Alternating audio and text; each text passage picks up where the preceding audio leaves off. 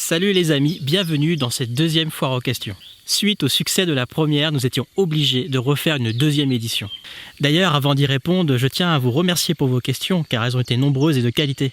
Allez, c'est parti, on va répondre aux questions. Je vous rappelle que vous pouvez dans les commentaires poser d'autres questions, apporter des compléments s'il y a des choses pour lesquelles vous n'êtes pas d'accord, il n'y a pas de problème, on est là pour en discuter. Donc vous pouvez apporter votre pierre à l'édifice, il n'y a pas de souci. Allez, c'est parti, on attaque. Première question de Stéphane qui demande « Existe-t-il d'autres moyens que le streaming pour pouvoir regarder le magazine ?» Alors Stéphane, je te rassure, vous êtes plusieurs à me poser la question. Pour des questions de droit, pour le moment, d'un point de vue dématérialisé, la vidéo n'est disponible qu'en streaming. Néanmoins, on est à votre écoute et il y a eu quelques demandes pour pouvoir le regarder sur la télé également, tranquillement, sans dépendre de la connexion internet qui peut bugger, saccader, qui complique les choses. Donc nous sommes à l'étude pour faire des séries limitées pour chaque numéro en DVD. Nous espérons vraiment que cette offre physique sous forme de DVD permettra à tous ceux et celles qui sont en galère avec leur connexion internet et contrairement à ce qu'on vient de nous dire, ils sont encore très nombreux en campagne, de bénéficier du support et de pouvoir le regarder dans des bonnes conditions. Bon, techniquement, ça sera DVD car un Blu-ray c'est trop cher à produire. Je serai obligé de le vendre franchement beaucoup trop cher et ce n'est pas du tout dans la philosophie du produit que j'ai créé au départ. Deuxième question de Benoît qui me demande « Comment t'installes-tu au feeder dans les rivières à fort débit ?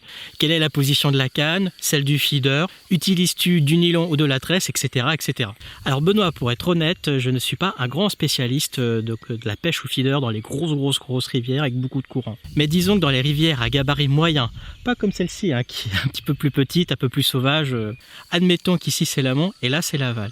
J'aurais tendance à ne pas lancer en face, à lancer un petit peu en aval, disons entre 11h55 et 10h50, ça va dépendre du courant, du fond, comment je le sens, où sont placées les bonnes veines d'eau, si j'ai pas pu me mettre correctement par rapport à elle, voilà, tout simplement. Mais le plus important, ça va pas être la question de la tresse, du nylon, à la limite... On s'en bat les couilles, on s'en bat les couilles, on s'en bat les couilles, on s'en bat les couilles, on s'en bat les couilles, on s'en bat les couilles, on s'en bat les couilles, on s'en bat les couilles, on s'en bat les couilles, on s'en bat les couilles, on s'en bat les couilles, on s'en bat les couilles, couilles.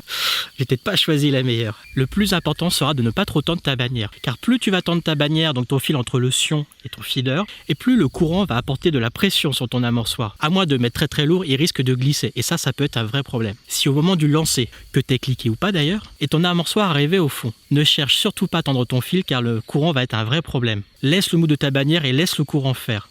Il va certes créer un ventre, mais qui sera en légère tension. Ce ventre te permettra de réduire un petit peu la pression du courant sur ton amorçoir.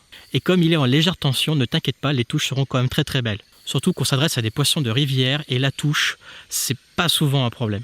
Donc voilà Benoît, on parlait de la pêche au feeder traditionnel, au panier aux salades, pas aux méthodes feeder. Mais pourquoi pas du méthode feeder en grosse rivière, les barbeaux, les carpes, ils aiment ça aussi. Donc on pourra utiliser à peu près les mêmes caractéristiques d'installation. Allez, question suivante. Question de Mickaël, tonton Mike, qui demande à Francky peux-tu donner ta recette de gâteau Nutella crème pâtissière ? Je pense que des recettes comme ça, le Francky, il va pas les donner facilement. Sinon, Mickaël, tu nous demandes comment aborder une pêche au feeder sur un fond vaseux. Alors c'est vrai que les fonds vaseux, ce n'est vraiment pas simple du tout pour pêcher au feeder. Même parfois un petit peu complexe.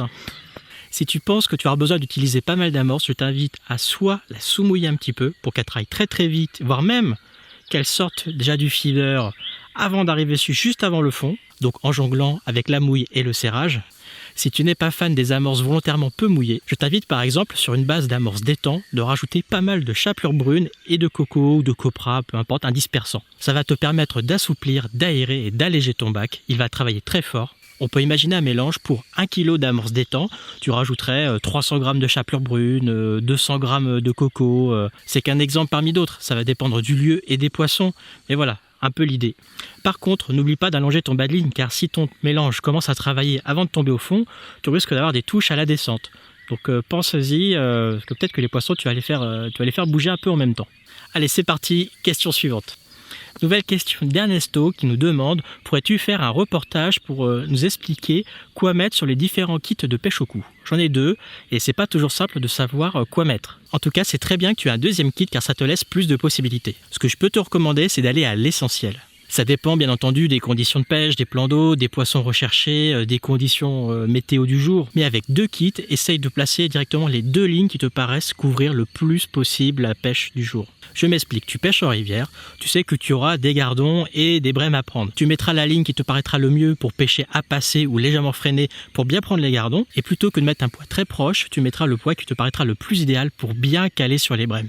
Imagine, tu as besoin d'1 gramme pour pêcher à passer, et imagine qu'il te faut au moins 6-7 grammes pour bien caler, ne mets pas un poids intermédiaire, 3-4 grammes qui va te permettre de freiner, de peut-être prendre des brèmes, peut-être prendre des gardons. Bien souvent, ce sont les extrêmes, donc c'est-à-dire le poids parfait pour une pêche qui va marcher, pas un poids intermédiaire entre les deux. Pareil, si tu fais une pêche en étang, imaginons que tu as 2 mètres d'eau, tu vas mettre une ligne 0,40, 0,60 pour pêcher les gardons, mais tu sais également qu'il y a des carpeaux, des tanches, des brèmes à prendre qui pêchent avec une ligne bien posée sur le fond. Si tu mets 0,40 pour la première ligne, par exemple, pour pêcher les gardons, ne mets pas 0,60 sur le deuxième kit. Mets directement 1 gramme, par exemple, 1,50 g, je sais pas, ça va dépendre des poissons. Car si tu montes 2 lignes trop proches, bien souvent, il y en a une des deux qui ne te servira pas, car elle ne sera pas la ligne parfaite pour ça. Pareil bien entendu pour la pêche de la carpe, etc. etc. Mais bon, la pêche, c'est pas une science, donc voilà. Question de Nicolas Croiset qui nous dit « Je suis pêcheur à la grande canne, je souhaite cette année me lancer dans la pêche à l'anglaise. Que peux-tu me conseiller pour le sondage? Quel matériel utiliser ?» Alors Nicolas, si tu débutes et que tu n'as qu'une canne, je te propose quelques solutions.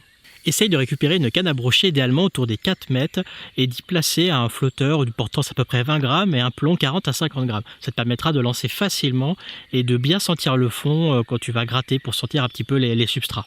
Installe-y un flotteur fixe qui te permettra de prendre le fond comme tu le ferais à la pêche au cou traditionnelle à la grande canne, sauf que là tu vas lancer.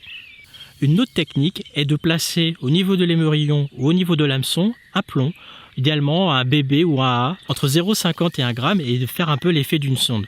C'est-à-dire que tu vas l'accrocher à ton hameçon, tu vas lancer, comme ta ligne plombée sera trop plombée à cause de ce plomb-là, du coup tu pourras avoir le fond très très facilement et c'est même très discret sur les zones un peu vaseuses. Et si tu n'as pas envie de serrer même légèrement un plomb sur la ligne, je t'invite à regarder ce bricolage qui est super. En fait, tu prends un plomb et un bout d'élastique amortisseur. Tu vas retourner l'élastique amortisseur pour faire comme un U et tu vas le serrer dans le plomb. En serrant le plomb, tu vas laisser juste de quoi passer un hameçon entre le plomb et l'élastique. Question d'Antoine qui me demande « Quelles graines utilises-tu à la pêche ?» Alors tu sais, j'utilise beaucoup de graines. Chènevis, blé, maïs, mais aussi millet, graines pour canaris, et en fait tout ce qui peut être utilisé pour l'alimentation animale tout simplement. J'utilise souvent le maïs, mais c'est même carrément tout le temps pour le chènevis, c'est une graine que j'adore, que ce soit dans l'amorce, même pour pêcher les gardons, je trouve que ça sélectionne, c'est super. L'agrainage, on n'en parle pas, ça fait du bruit, ça claque bien, ça vole mieux que des asticots qui a du vent. Enfin c'est génial quoi, acheter du chènevis. D'ailleurs, j'en profite pour rebondir sur la question de Paul qui demandait comment utiliser du quinoa pour la pêche au cou. Sincèrement, Paul, je ne sais pas encore. Alors c'est une graine riche en protéines et en lysine, donc logiquement ça devrait être très très apprécié des poissons. Mais depuis ta question, j'ai pas encore eu le temps d'essayer. En plus il y a plein de quinoa différents, il y a du blanc, du noir, du rouge. J'avoue que j'en consomme même pas, donc je ne sais pas encore. Mais je vais m'y atteler. D'ailleurs dis-nous dans les commentaires si tu as toujours problème de texture suite à la cuisson et de tenue à l'hameçon. Car peut-être que parmi nos amis, dans les commentaires, quelqu'un va pouvoir donner des conseils. Mais promis, je m'y attelle prochainement, car là tu as éveillé ma curiosité. Je sais pas si ça marchera bien ou pas. Je connais pas, mais ça mérite d'essayer et on en reparlera un petit peu plus tard sur la page, il n'y a pas de souci.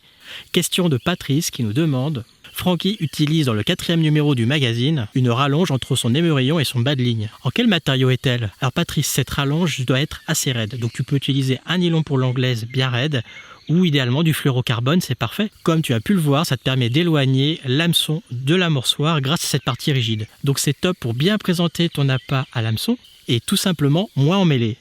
D'ailleurs, j'entends de plus en plus de pêcheurs à l'anglaise utiliser des bas de ligne en fluorocarbone pour moins emmêler. Mais chut. Allez, dernière question de Nicolas. Les Nicolas ont été nombreux d'ailleurs pour cette FAQ. Michael a quand une vidéo du magazine sur la carpe au cou.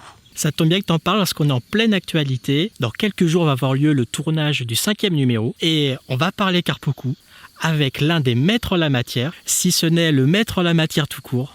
Je vous en dirai plus dans quelques jours. N'hésitez pas à compléter ou à demander plus d'informations dans les commentaires, à partager la vidéo, ça intéressera quelques-uns de vos amis. On se dit à dans quelques jours pour le 5e magazine. À bientôt les amis, allez ciao.